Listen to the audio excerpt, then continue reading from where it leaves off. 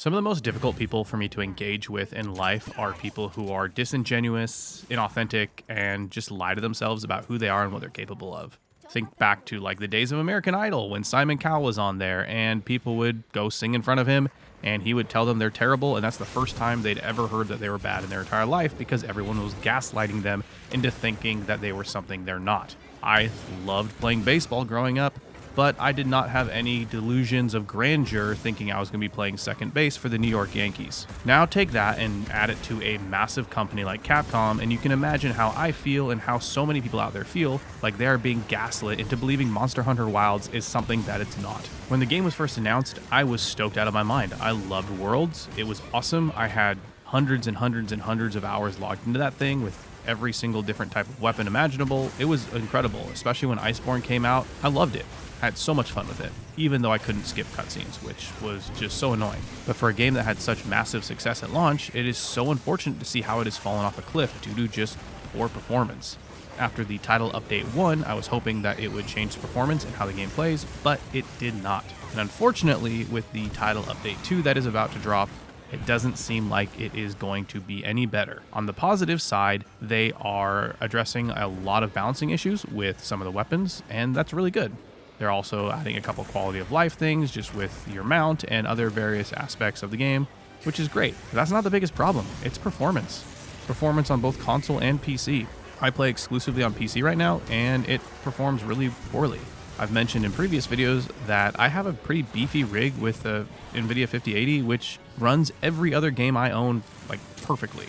This is the one thing I own that just barely runs. It struggles to even get above like 40 to 50 frames a second, which should not be the case. And I've heard many people on console, on PlayStation 5 especially, say they can barely run the game at 30. It doesn't even stay consistent, which is so sad. And every time they talk about getting feedback and listening to feedback, what's the biggest feedback that people keep giving? It's performance. Simply tweaking or adjusting DLSS doesn't fix the problem. That's like putting a band-aid on a crumbling ruin.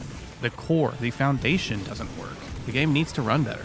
It's unacceptable that the game costs as much as it does when it runs like this. So let's look at some other examples of games that did this and ended up being good in the end. So look at games like Cyberpunk. That was an absolute mess. We all know what happened with that. And it's actually really good now. They kind of went back to the drawing board. They rebuilt how the weapons and items work. They rebuilt how the game functions as a whole. And then when Phantom Liberty came out, everyone kind of just forgot. Well, I guess they didn't forget, but we took what it was and we now have something that is really great. Look at No Man's Sky. That game was nothing at launch. Sean Murray promised so much and delivered on so little, but look at what No Man's Sky is now. That is truly a fantastic and amazing piece of art. It's so good.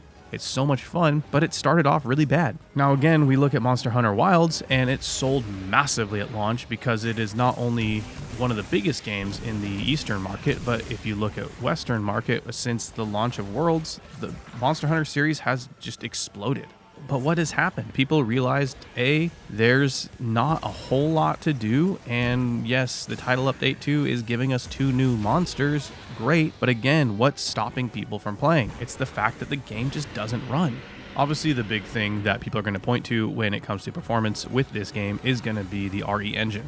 Like, realistically, that engine is not designed to do what we see it needs to do in Monster Hunter Wilds. Look at Dragon's Dogma 2 as well. It did not run at all at launch. I think that engine can be good when it's in very closed and confined spaces where there's not a lot of randomness, there's not a lot that needs to happen, but you can just focus in on something specific. Then the engine is great, but there's so few, if any, moments like that in Monster Hunter Wilds. So at the end of the day, when we look at this game, I think it can be made into something good, but it's going to take a lot of work, and it's going to take a lot of humility, and it's going to take them not lying to us and not lying to themselves about what this game is. Realistically, it needed time to cook. It needed time to hone in with this engine to make it run well, and it needed better optimization, which it just does not have right now. And you can't say, oh my gosh, we can't make this work, when we look at a lot of other games that have much smaller teams and look what they're doing. Look at Clair Obscur Expedition 33. Like, that's the best game I've played in 10 years, and it runs perfectly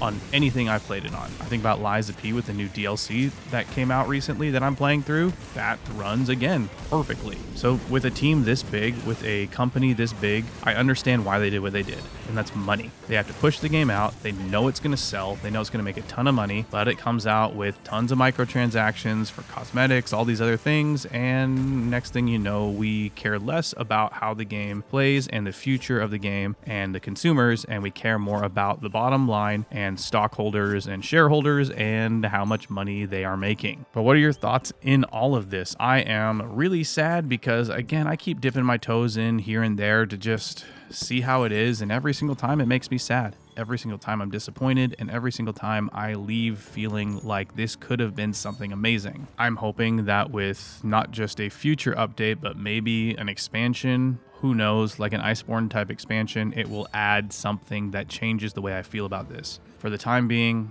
this is what it is, and if you're having a great experience, awesome. I hope you are having a good experience. It's been rough for me. It's been rough for hundreds, thousands of people out there. Well, I mean, 10 million copies were sold, so probably millions of people are not having a good experience. Hence the very, very, very low player base now.